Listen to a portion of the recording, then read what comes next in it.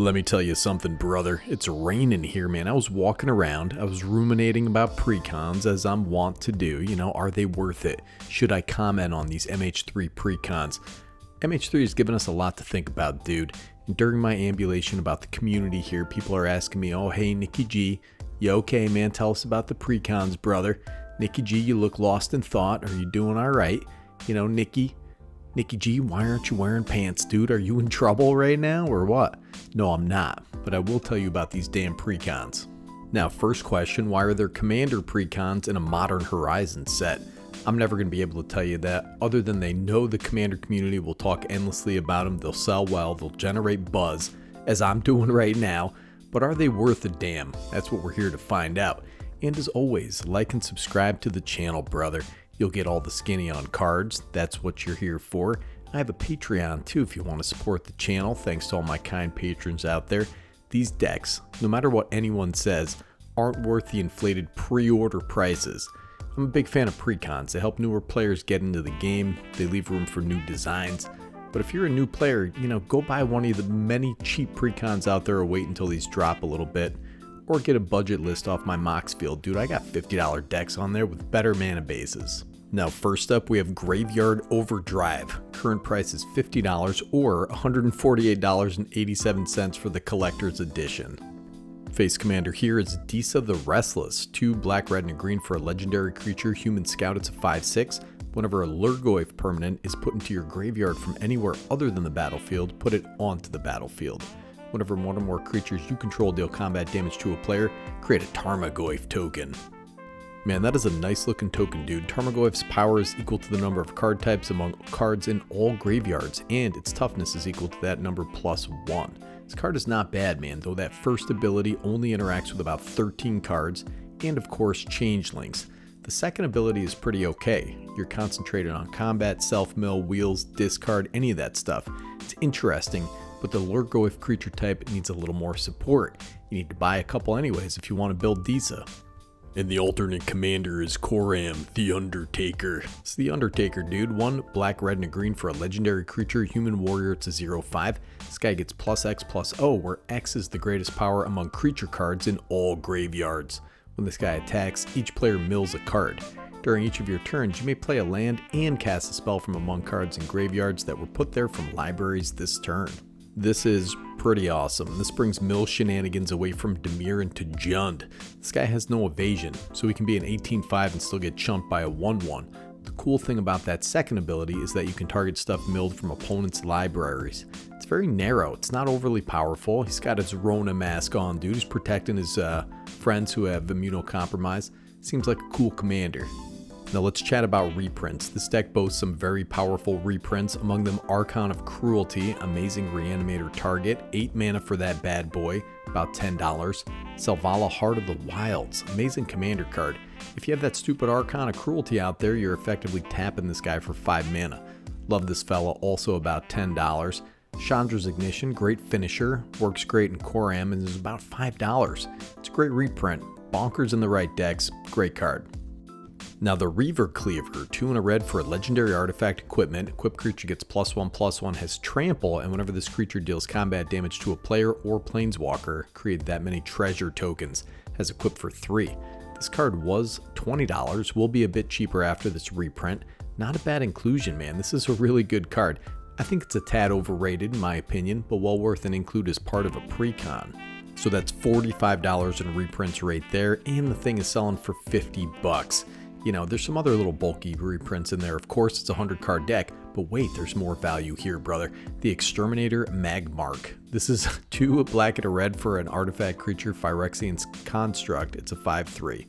Whenever you cast an instant or sorcery spell that targets only a single non-land permanent an opponent controls, if another opponent controls 1 or more non-land permanents that spell could target, choose one of those permanents, copy that spell to copy targets the chosen permanent.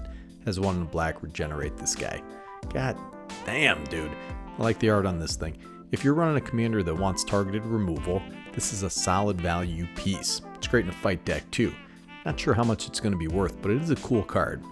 And probably my favorite new card from this precon, Final Act. 4 black sorcery, choose 1 or more, destroy all creatures, destroy all planeswalkers, destroy all battles, exile all graveyards, or each opponent loses all counters. Very cool card. This puts you in mind of Farewell, right? Similar templating. However, the options on Farewell are all way better. Farewell exiles as well. I think the modes will situationally be handy, but mostly you're going to want this as a board wipe. But it's no Farewell, dude, and it never is going to be. All in all, this is not a terrible precon for $50. Thematically, it's kind of a mess. You know, if you're a new player who wants new cards and reprints but wants to heavily tool this thing, I think it's fine, dude. You're going to have to do a lot of labbing with this thing, man. B rating for me, dog. How about this stupid thing? Creative Energy, current price is $47 or $100 for the collector's edition. Face commander is Satya, the Aetherflux Genius. 1 blue, red, and white for a legendary creature, human artificer. It's a 3/5 with menace and haste. When this guy attacks, create a tapped and attacking token that's a copy of up to 1 other target non-token creature you control. You get 2 energy. At the beginning of the next end step, sacrifice this token unless you pay an amount of energy equal to its mana value. Okay, listen, ignore the energy stuff with this guy, alright? It's an ETB monster, menace and haste, packet full of creatures with impactful ETBs, and you're in great shape, dude. Getting the energy is icing on the cake. Alternate commander is Kaith, the Famed Mechanist. 1 blue, red, and white for a legendary creature, dwarf artificer. It's a 3/3 with Fabricate 1. Other non-token creatures you control have Fabricate 1, has 2 in tap, choose 1, populate, or proliferate. Looks like Kathy Bates, dude. If you ever wanted a misery deck, this is the commander for you. It's a really neat toolbox commander. Making little servos with every non-token ETB is great. Then make bigger tokens later in the game. Nice build around, man. No parasitic energy BS either. Now, of course, we just got done talking about Farewell, and here it is with the classic art. Despite a couple reprints, this thing is still pricey at about $6 or so. Chroma's Will, come on, dude, fantastic reprint. You got a bunch of Tiger Kings riding the lions, the witch, and the wardrobes out of the sunrise, brother. $13 or so in the pre-sale phase. Then we have Gonti's Aetherheart, Aetherworks Marvel, energy deck cards, and they're in there. They're about $6 or $7 each. Nice include for your energy needs. And for pure power, they reprinted Goldspan Dragon and Professional Facebreaker into this deck. These are both powerhouse treasure cards. Goldspan has gotten up to about $20, and the Professional Facebreaker about $5. So that's $50 in reprints right there. And though the prices will drop a bit on these, Chroma's Will and Goldspan are demand staples in Commander.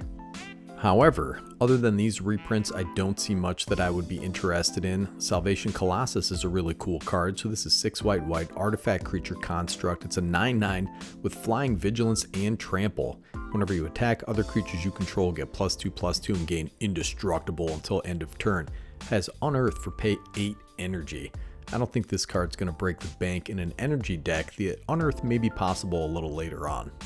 Anyways, man, this has some really stacked reprints. This deck is a C+ for me, doobie dog. And next up, we have a Tricky Terrain coming in at a whopping $70 or $170 for the collector's edition. Now the face commander coming in at 3 manas, Omo, Queen of Vesuva. It's 2 and a hybrid green-blue, legendary creature, shapeshifter, noble. It's a 1/5. Whenever this thing enters the battlefield or attacks, put an everything counter on each of up to 1 target land and 1 target creature. Each land with an everything counter on it is every land type in addition to its other types. Each non-land creature with an everything counter on it is every creature type. Very interesting. Everything is everything now, brother. Pretty cool effect. You just have your tribal commander right there, dude. Just get the lords of every creature type you want, build a meme deck. Your alternate commander here is Geoti Moag Ancient. Moag Ancient, I don't know, dude.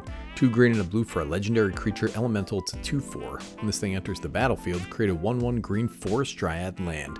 Creature token for each time you've cast your commander from the command zone this game. At the beginning of each combat, land creatures you control get +X/+X until end of turn, where X is Geoti's power. Alright, man. Elemental with land creature synergies, cool commander for that land creature archetype. Cards that make lands into creatures are cool for this deck. And let's talk reprints, brother. Right off the rip, you have Apex Devastator, $18 card. It's a lion head hydra that takes no prisoners, brother. This is bonkers value creature. Fun card to resolve too, man. Uro, Titan of Nature's Wrath, rearing up out of nowhere. Very cool reprint for the Simic lands, I guess, man, is about $10. Dryad of the Elysian Grove, getting some new art. Not quite as sexy, you know, he's hiding in the pomegranates, you know, he's teasing you a little bit. It's a $10 card too, man. Mana Reflection, $8, banger in a Lands Matters deck. Great reprint there. And you also have some really nice land reprints. Dark Depths, Vesuva, nice reprints at $6 and $9 respectively. Yavimaya, Cradle of Growth, man. Modern Horizons 2 banger. This guy is about $10. That's about $70 in reprints right there. Quite a stack of little precon. But how about these new cards, man? We got the Rampant Frogantua. 2 and a green for a creature frog. It's a 3/3 with tramp stamps. And this guy gets +10/+10 for each player who has lost the game. Whenever this guy deals combat damage to a player, you may mill that many cards. Put any number of land cards from among them onto the battlefield tapped. Any deck that cares about self-mill loves this guy, man. It's Revenge of the Frogs, brother. I dig this art. Dumb peasants. You got March from Velis Vel, 2 and a blue for a sorcery. Choose a non-basic land type. Each land you control of that type becomes a copy of target creature you control until end of turn, and gains haste until end of turn. Has flashback for 4 and a blue. Very cool card, man. Great in a Gates deck. And then you have Planar Nexus. It's every non-basic land type, dude. That's pretty awesome. Has tap, add colorless, 1 and tap, add 1 mana of any color. The implications of this card, man, it's going to see playing decks that want locusts, deserts, and with this commander that already pays off that stuff, brother, quite a pricey card already. So it's $70, there seems to be quite a bit more value here, and a lot of nice reprints. It seems more thematically cohesive, revolving around non-basic land types and lands. Just run Blood Moon, neuter this whole mess, you know? I don't know, man. I hesitate to rate this above a C due to the price. I don't like this inflated price on this thing, but listen, man, this is a B. And finally, Eldrazi Incursion, a whopping $135 or $331 for the collector's edition. Come on, dude, what the heck, man? Is this made out of golden doubloons?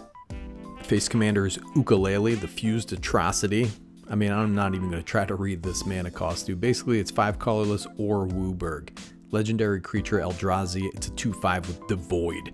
Whenever you cast an Eldrazi spell, you may pay colorless. If you do, copy all spells you control, then copy all other activated and triggered abilities you control. You may choose new targets for the copies. He's got no color, but he's got Wooburg color identity. It's a pretty nuts effect, dude. This is a kill on sight commander. If your opponent has this guy out and casts any Eldrazi, suddenly there are 10 Eldrazi out there, damn it, and a bunch of stuff on the stack. Or instead you could run Azlask, the Swelling Scourge. That's what they called me back in college, dude. The Swelling Scourge over here. 3 generic mana, legendary creature Eldrazi. It's a 2/2. When this guy or another colorless creature you control dies, you get an experience counter. Has Wooburg, creatures you control get +X/+X until end of turn, where X is the number of experience counters you have. Scions and spawns you control gain Indestructible and Annihilator 1 until end of turn. Very cool Scion and Spawn commander. I like this guy. It's about $10. This guy is a cool build around, man. Get those spawns out there wrecking house with Annihilator. Now reprint wise, we have the ever useful Eldrazi Displacer. Fantastic blink engine. As long as you have the Wingding mana to make it happen, need to build around that. It's about $4. Morphon, the pink entity, my nickname back in college, dude. It wasn't the Swelling Scourge, it was the pink entity. This guy's stalking the night with his big stupid giraffe legs. Really good $11 card in this deck. Eldrazi Monument, it's about $10. Don't forget to hold people to that upkeep trigger. They have to sacrifice a creature. This animal is a great card. Nice reprint. And then Eldrazi Conscription, another $10 card. Not sure why, but I have like 4 of these from buying packs back in the day. It's the king of all auras, dude. Annihilator is back on the menu. Great card.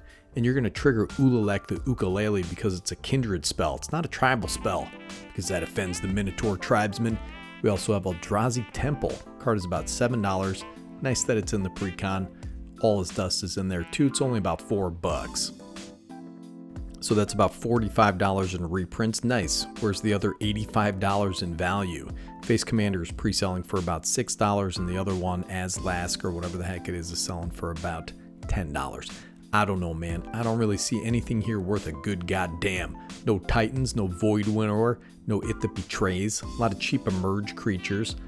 I think if you wanted to build one of these commanders, right, you could do it cheaper and better just buying the single and then building around it. Deck is a D, dude.